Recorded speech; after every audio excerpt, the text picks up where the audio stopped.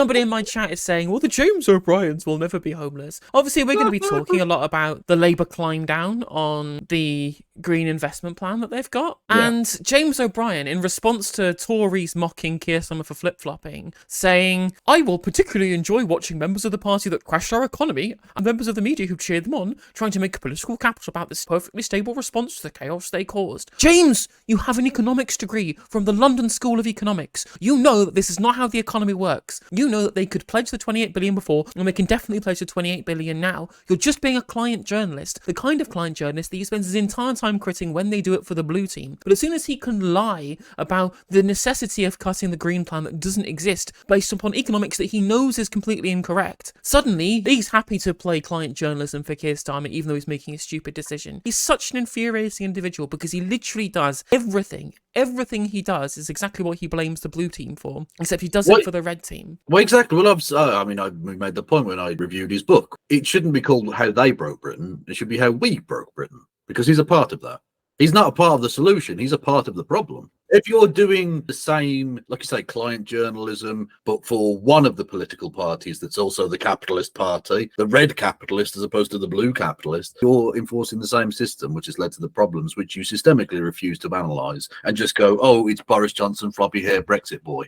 Beforehand as well, like earlier on today, he tweeted out, well, in light of all of the media furore around Rishi Sunak's comments on the trans stuff and trying to turn it around on Keir Starmer, which they shouldn't be doing. I don't think they should be turning around on Keir Starmer whatsoever in relation to the fact that he brought up Rishi Sunak's comments as being bad, which is a good thing, that he said, well, it reminds me of the time when they were having a big media frenzy about Keir Starmer having a curry during campaigning, like James Jellingpole's son or whatever it was, leaking the shit to Breitbart of Currygate, Beergate, whatever it's going to be called. And I was like, okay, James, sure, we both agree that this was stupid political posturing. Do you want to maybe dig up some old comments you made about the previous Labour leader? Any comments about Holocaust denial or Brexit betrayal? It's blatant that he's just a Keir Starmer fanboy, and there's no actual integrity to anything he says.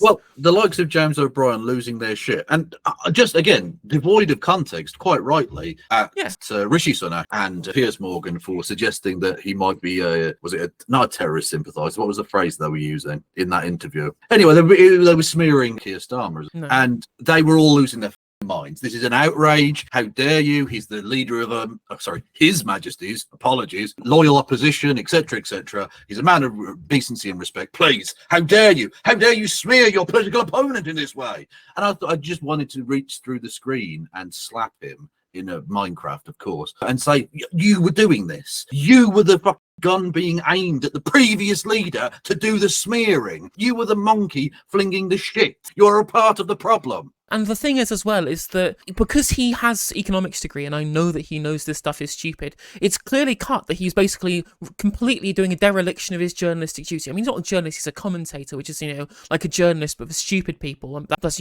what I am, a journalist but for stupid people. He knows, right, that his criticism of the other media outlets is that they don't do a job of informing people. And I know that he knows this household budget shit is wrong. I know that he knows that, as Ben Sharp points out in chat, gilt yields are coming down. Inflation is coming down. Interest rates are set to go down as well. The economic picture is getting better every single day, and this U-turn makes literally zero economic sense. But he is failing to educate his own viewers by gobbling up this household budget nonsense that Keir Starmer even said this afternoon on ITV about the government, quote-unquote, maxing out the credit card. Since we announced the 28 billion, the Tories have done terrible damage to our economy, not just the Liz Truss budget, but also now the government briefing that it's going to max out on the government credit card. Reckless, but I have to anticipate the circumstances as they are now. Like he's George Osborne trying to pay for austerity in 2010. And all the people in the replies go, well done, James O'Brien, 10 out of 10. Excellent tweet. Those Tories, those blue team people, they'll think twice about double-crossing James O'Brien next time, based upon lies. Well, it's not even, you say it's not journalism, it's analysis or whatever. It's not even that. It's televangelism. Yeah, okay. It's televangelism for Red Team, specifically for Keir Starmer. That's what this is. That's all this is. It's propaganda. It doesn't matter what he did. He could come out and say, we're going to give 200 squillion. We're going to give no money. We're going to literally take money away from polar bears. He could say anything and James O'Brien will support it. It literally doesn't matter. He's just creating a legion of viewers who just don't know how this shit works. It's so depressing. Because this guy's a gigantic audience, and he's just deliberately misinforming them to play defence for Keir Starmer's stupid policy U-turn. I'm at my wit's end. And I know I say that phrase a lot, my wit's end has kind of had to be extended over and over, but this one in particular, because of all the people in the replies just agreeing with him because they take his statements and his positions as received wisdom, just drove me up the wall.